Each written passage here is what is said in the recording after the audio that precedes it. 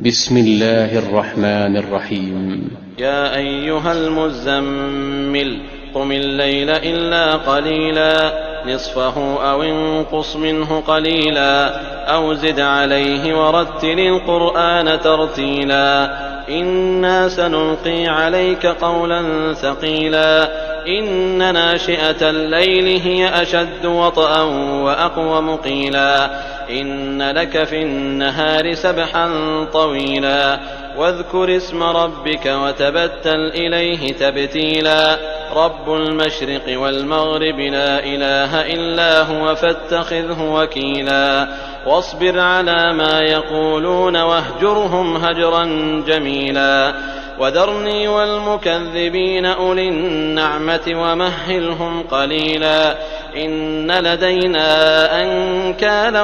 وجحيما وطعاما ذا غصة وعذابا أليما يوم ترجف الأرض والجبال وكانت الجبال كثيبا مهيلا إنا أرسلنا إليكم رسولا شاهدا عليكم كما أرسلنا إلى فرعون رسولا فعصى فرعون الرسول فأخذناه أخذا وبيلا فكيف تتقون إن كفرتم يوما يجعل الولدان شيبا السماء منفطر به كان وعده مفعولا إن هذه تذكرة فمن شاء اتخذ إلى ربه سبيلا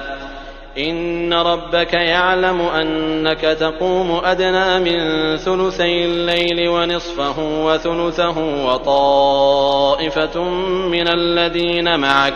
والله يقدر الليل والنهار علم أن لن تحصوه فتاب عليكم فاقرؤوا ما تيسر من القرآن علم أن سيكون منكم مرضى وآخرون يضربون في الأرض يبتغون من فضل الله